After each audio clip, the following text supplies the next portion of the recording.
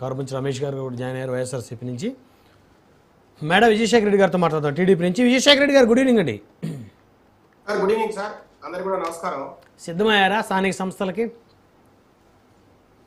Sir ఖచ్చితంగా ఈరోజు Telugu Desam party, Janasena, BJP కూటమి, ఎన్డీఏ అలయన్స్ గవర్నమెంట్ ఏదైతే నడుస్తోందో చంద్రబాబు నాయుడు గారి ఆధ్వర్యంలో అత్యంత వేగంగా వచ్చే 2-3 నెలల్లోనే ఈ ఎలక్షన్స్ అన్నిటిని కూడా పూర్తి చేసి ఆ రకంగా మనకు సెంట్రల్ గవర్నమెంట్ నుంచి రావాల్సిన ఏదైతే ఫండ్స్ ఉన్నాయో ఈ స్థానిక సంస్థల నిధులు కావచ్చు, లేదంటే రకరకాల మనకు రావాల్సిన ఏదైతే ఫండింగ్ ఉందో అదంతా కూడా మనకి సకాలంలో రాష్ట్రానికి అందేలా, ప్రజలకు అందుబాటులో ఉండేలా చేయడానికి సార్ ఈరోజు ప్రభుత్వం అన్ని చర్యలు తీసుకుంటుంది.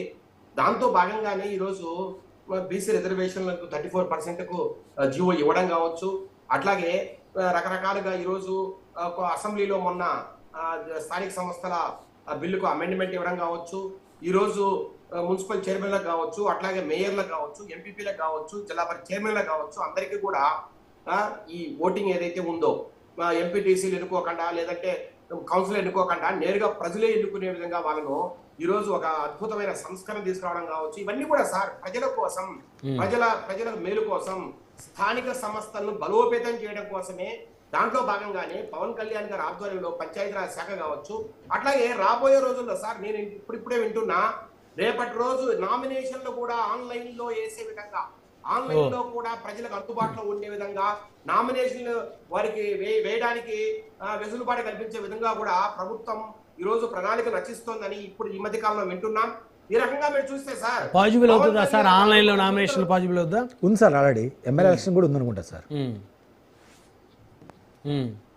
ఓకే, కంటిన్యూ చేయండి సార్. ఇప్పుడు ఈ రోజు మీరు చూస్తే పవన్ కళ్యాణ్ గారి ఆధ్వర్యంలో ఈ స్థానిక సంస్థలకు ఒక నూతన ఉత్తేజం కలిగించడానికి, అట్లాగే రాబోయే రోజుల్లో మరింతగా బలోపేతం చేయడానికి కూడా ఈ రోజు కూటమి సర్కారు ప్రయత్నం చేస్తోంది సార్. కానీ కొన్ని ఈ మధ్య కాలంలో మనం కొన్ని చూస్తే బీసీ రిజర్వేషన్ల మీద తాండవ యోగేష్ అనే ఈ వైసీపీకి సంబంధించిన ఒక లాయర్ కావచ్చు, అడ్వకేట్ కావచ్చు, ఆయన హైకోర్టు తలుపు తగ్గడం కావచ్చు, అట్లాగే సార్ లేళ్ల అప్పిరెడ్డి ఎవరైతే ఇలా కార్యాలయ కార్యదర్శి ఉన్నారో ఎమ్మెల్సీ లేళ్ల అప్పిరెడ్డి సార్ పూర్తయిన తర్వాతనే సార్ ఏదైతే నడుస్తోందో కార్యక్రమం అది పూర్తయిన తర్వాత ఎలక్షన్ నడపాలని ఆయన గొప్పగా హైకోర్టుకి వెళ్ళడం.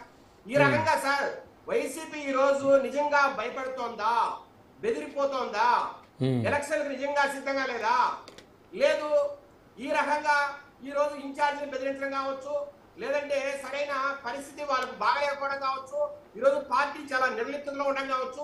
మీరు ఒకసారి చూడండి సార్, ఒకప్పుడు ఏం చెప్పాడు సార్ జగన్మోహన్ రెడ్డి గారు, జీవో నెంబర్ 34 తీసుకొచ్చి 2020లో ఆ రోజు 5 లక్షల నుంచి 20 లక్షల వరకు పారితోషికాలు అందజేసి రకరకాలుగా ఆ రోజు ఏకగ్రీవాలు కావాలా, గాంధీజీ కళ్ళ కన్నా స్వరాజ్యం కోసం, పచ్చని పల్లెసీమల కోసం, శాంతి సౌభాగ్యాల కోసం ఈ గ్రామాలన్నీ కలకలాడాలా, వర్గ పోరాటం లేకుండా శాంతి పరిడమిల్లడానికి అద్భుతంగా ఏకగ్రీవాలు జరగాలని చెప్పిన వ్యక్తి ఈ రోజు వాళ్ళ ఇన్ఛార్జీలతో మీటింగ్ పెట్టుకొని మీరు ఎక్కడైనా ఏకగ్రీవాలు జరిగితే మీకు టికెట్ ఉండదని ఆయన ఈ రోజు బెదిరిస్తున్న పరిస్థితిని చూస్తే మాట తప్పను మనమ తిప్పనని చెప్పి ఆయన బ్రాండ్ అంబాసిడర్ గా చెప్పుకునే జగన్మోహన్ రెడ్డి గారు ఈ రోజు ఇంత యూటర్న్ తీసుకోవడం, ఒక 180 degrees టర్న్ తీసుకోవడం కావచ్చు, లేదంటే సార్ ఈ రకంగా అంటే ఆయన అధికారంలో ఉంటే ప్రజాస్వామ్య సూత్రాలు గుర్తురావు, అట్లాగే అధికారం లేనప్పుడు మాత్రం స్వప్రయోజనాలు గుర్తొస్తాయి. ఆయన అధికారంలో ఉంటే కార్యకర్తలు, నాయకులు గుర్తున్నారు. మేము ఇప్పుడు మన వాళ్ళే సర్పంచులు ఉన్నారే, మన వాళ్ళు ఎంపీపీలు ఉన్నారే, మన వాళ్ళు చైర్మన్లు ఉన్నారే, వాళ్ళ నిధులు వాళ్ళకి ఇవ్వాలా, వాళ్ళ అధికారాలు వాళ్ళకి ఇవ్వాలా, వారితో పని చేయించుకోవాలా, వారికి గౌరవం ఇవ్వాలనే మాట ఎక్కడైనా చేశారా సార్? అదే ఈ రోజు మళ్ళా దానికి ఆపోజిట్ గా ఏ రకంగా మాట్లాడతారు సార్? ఆ రోజు అధికారంలో ఉన్నప్పుడు లెక్క లేకుండా మాట్లాడాడు, ఈ రోజు నైతిక విలువల గురించి మాట్లాడుతున్నారు. ఆ రోజు తన అధికారంలో ఉన్నప్పుడు ఏ రకంగా దౌర్జన్యం చేశాడు, ఈ రోజు మాత్రము చంద్రబాబు నాయుడు గారు అకృత్యాలు చేస్తారు, దౌర్జన్యాలు చేస్తారు, అరాచకాలు చేస్తారు. ఈ రోజు చంద్రబాబు నాయుడు గారు నిందించడం మాట తప్పును మనమ తిప్పరని ఈ పెద్ద మనిషి మాజీ ముఖ్యమంత్రి వర్యులు జగన్మోహన్ రెడ్డి గారు ఏ రకంగా బ్రాండ్ అంబాసిడర్ ప్రజలు ఆలోచించారు ఈ రోజు. సరే ఒక్క నిమిషం విజయశేఖర రెడ్డి గారు, జగన్మోహన్ రెడ్డి గారు మారారా మారలేదా, గతంలో ఏం చేసినా పక్కన పెడితే మనం స్థానిక సంస్థల గురించి మాట్లాడదాం. అసలు ముందు మీకు మీ పార్టీలు ఎవరికి ఎన్ని సీట్లు అనేది అసలు ఒక నిర్ణయం జరిగిందా? ఎందుకంటే విజయవాడ మాకు కావాలని జనసేన అంటుంది, టీడీపీ అడుగుతూ ఉంది. రాజమండ్రి మాకు కావాలని టీడీపీ అడుగుతుంది, బీజేపీ అడుగుతుంది. వైజాగ్ మాకు కావాలని జనసేన అడుగుతుంది, తెలుగుదేశం అడుగుతుంది. అసలు ముందు మీలో మీకు ఈ మేయర్ స్థానాలు వీరికి, ఈ మేయర్ స్థానాలు వీరికి, ఈ మున్సిపల్ చైర్మన్ స్థానాలు వీరికి, ఈ జిల్లా పరిషత్ చైర్మన్లు వీరికి అనేది అసలు ముందు రేపొద్దున మీ 3 పార్టీలు కలిసి నిర్ణయం తీసుకొని ఆ నిర్ణయం క్యాడర్ యాక్సెప్ట్ చేసే పరిస్థితి ఏ మేరకు ఉంటుంది అనేది కత్తి మీద సాము లాంటిది. ముందు ఇంట గెలిచి రచ్చగలవాల్సిన పరిస్థితి ఇప్పుడు పరిస్థితి చాలా దారుణంగా ఉండబోతా ఉంది. రేపు స్థానిక సంస్థల్లో మీరు వైసీపీని పక్కన పెట్టండి. సార్ మేము ఇంటా గెలుస్తాం, రచ్చా గెలుస్తాం సార్. మాకు ఎక్కడ బాధలు లేవు, ఇబ్బందులు లేవు, పొరపక్షాలు లేవు, విభేదాలు లేవు సార్. ఏ రకంగా అయితే 2024 ముందర చంద్రబాబు నాయుడు గారు, పవన్ కళ్యాణ్ గారు, బీజేపీ వారు కూర్చొని ఒక ఒప్పందానికి వచ్చి ఏ రకంగా ముందుకెళ్లి పోటీ చేశారు సార్, ఆ రోజే చాలా వరకు కూడా రకరకాలుగా అవగాహన వచ్చారు సార్. నెక్స్ట్ స్థానిక సంస్థలు ఏ రకంగా ముందుకెళ్లాలా, లేదంటే ఎమ్మెల్సీలు ఏ రకంగా పంచుకోవాలా, లేదంటే రాజ్యసభ సభ్యులు ఏ రకంగా పంచుకోవాలా, రెండోది మినిస్టర్లు కావచ్చు, కార్పొరేట్ చైర్మన్లు కావచ్చు, రకరకాల రామేడ్ పోస్టులు ఏ రకంగా అందుబాటులో అందరికీ షేర్ అవ్వాలని చెప్పే విషయంలో కొంత అవగాహన ఆల్రెడీ ఉంది సార్.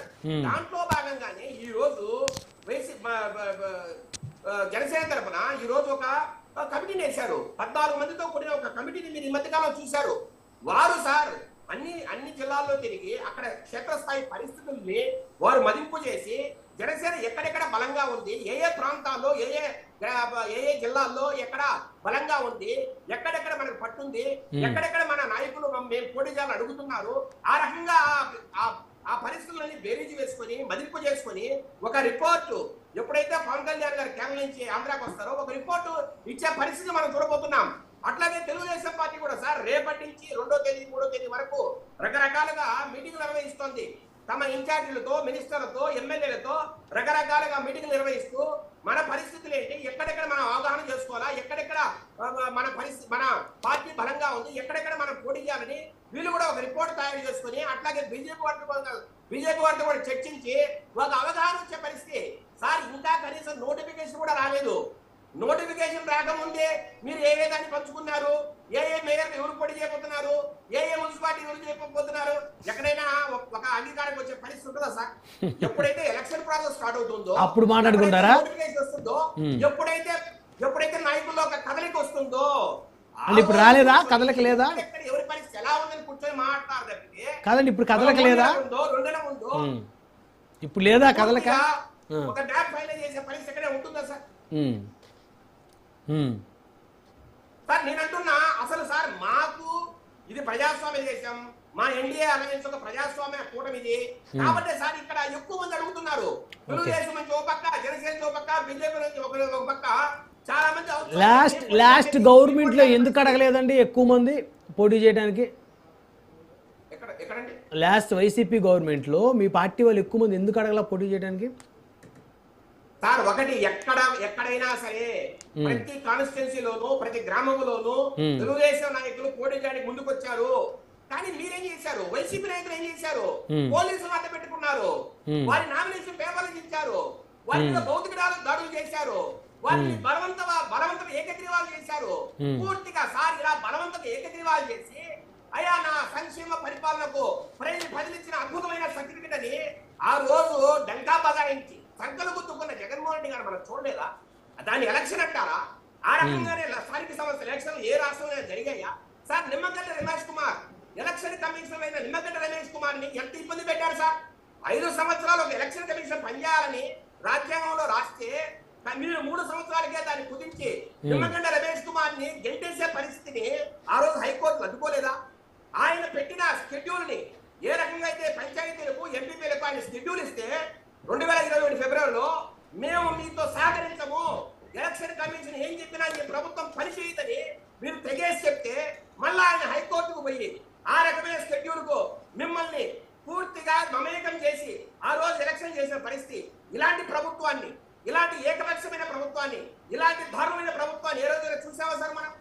మన రాష్ట్ర చరిత్రలో కావచ్చు, దేశ చరిత్రలో కావచ్చు, ఎలక్షన్ కమిషనర్ ని ఇంతగా అవమానాలు పాలు చేసి, ఇంతగా అకృత్యాలు చేసి, అతన్ని హింసించి బయటికి గెంటేసే పరిస్థితి ఇచ్చి, అతను ఇచ్చిన ఎలక్షన్ షెడ్యూల్ ను పూర్తిగా తుంగలో తొక్కి పూర్తిగా రాజ్యాంగాన్ని భ్రష్టు పట్టించిన వైఎస్ జగన్మోహన్ రెడ్డి గారి పరిపాలన గురించి అసలు మాట్లాడుకోగలమా సార్? ఈ రకంగా 1996, 95లో ఏ రోజైతే ముఖ్యమంత్రి అయ్యారో సార్ అసలు బీసీ రిజర్వేషన్ ఇచ్చింది ఎవరు సార్?